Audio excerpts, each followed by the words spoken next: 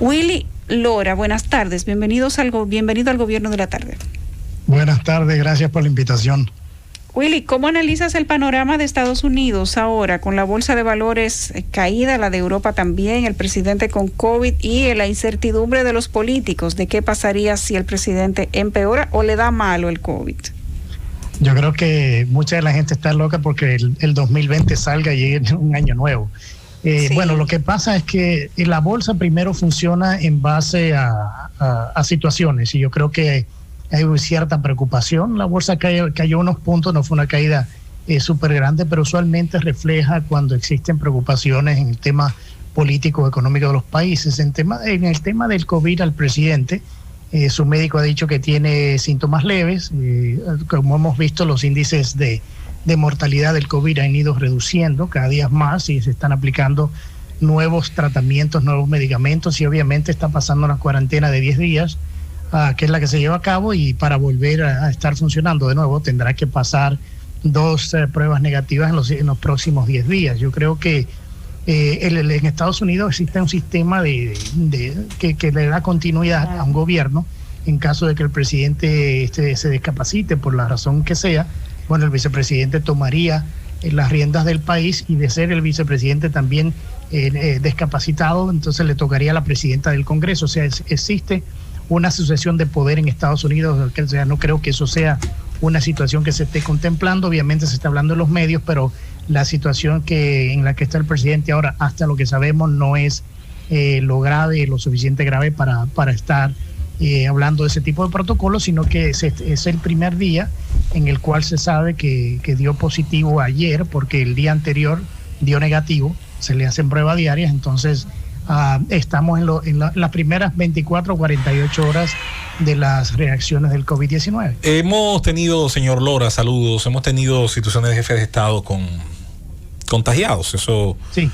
Hay que decir que es algo muy humano. Ahora, cuando las cosas ocurren con Trump, todo para bien o para mal adquiere unos rasgos impresionantes hacia un lado o hacia otro. La pregunta es, ¿esto podría, digamos, de alguna manera, vamos a pensar, si tuviese una situación que agravara algún efecto en el medio de una campaña electoral donde todo, absolutamente todo, es un arma arrojadiza a favor o en contra? Sí, obviamente, de que empeore la cosa tendría un impacto en las elecciones, y es algo que la misma campaña, el mismo gobierno tomaría en consideración en su momento. O sea, estamos hablando de que todavía no se ha cancelado nada en términos del próximo debate que se espera en unos 15 días. Yo creo que eso se va. Por eso hablaba de las primeras 48 horas y cómo va a reaccionar el presidente a los medicamentos y el tratamiento que los doctores y sus doctores le están aplicando. Acordémonos que es la persona que tiene el cuidado médico más grande en el mundo. O sea, está trabajando con los mejores médicos, con los mejores científicos. Entonces, por falta de medicamento, tratamiento, no va a ser que no llegue. Tendría que ser una consecuencia mayor ya basado en su edad o su salud. Pero como todo se prevé, me imagino, como le decía, ya existe un proceso de sucesión de poder, y en caso de la campaña y las elecciones en noviembre, el mismo Partido Republicano y la misma Casa Blanca y la misma campaña tomarán decisión si el presidente estará ya apto o no para llegar a correr de nuevo en las elecciones de noviembre. Pero creo que todavía estamos muy prematuros a eso, porque han pasado 24 horas desde que salió la noticia. Willy, ¿a qué atribuyes entonces, si el presidente está en una situación o en un punto de estabilidad en cuanto a la enfermedad del COVID, que el golpe para la bolsa haya sido de magnitud, inclusive para la bolsa europea? Porque las bolsas responden a situaciones, o sea, y son muy cautelosas. Acordémonos que las bolsas miden, y a veces mucho del debate en Estados Unidos y en otros países es entender la bolsa. La bolsa lo que hace es que de manera en precaución de que las políticas económicas que este presidente ha avanzado, que piensa avanzar, se puedan ver interrumpidas por una falta de él en su trabajo del día a día. Acordémonos de que hoy salió también publicado de que el nivel de desempleo bajó a un 7.9, por debajo de lo que se esperaba, y se aumentaron unos 600,000 de empleo. O sea que el tema de la bolsa, además de que va ligado con un tema de reacción política, va ligado también a un tema de relación económica. Y hasta ahora los indicativos económicos son muy buenos, o sea, prometen mucho. Entonces yo creo que la bolsa reacciona como ha reaccionado en otros momentos de crisis mundiales, de crisis nacionales. Tiene un impacto, pero eso hay que verlo en los próximos días también, porque la caída de 200 puntos, 100 y pico de puntos, 300 puntos en una gama donde estamos hablando de 27,000 puntos en la bolsa es una rebaja, pero no es una rebaja así sustancial que digamos. Willy, ¿cómo ves la expectativa para el próximo debate? Bueno, yo creo el debate es un formato diferente, no es un formato como lo que pasó esta semana, que como tú decías, o sea, fue poco debate, fue una batalla campal de dos políticos que ya tenían tiempo, que estaban buscando enfrentarse con diferentes temas. El moderador perdió el control y bueno, no fue. Yo he producido debates hasta la postura, Willy, hasta la postura física de cada uno de ellos era de pleito. Sí, los insultos, que payaso, que de todo. O sea, fue una cosa que yo, que he producido debates, nunca lo había visto. O sea, no había visto algo semejante.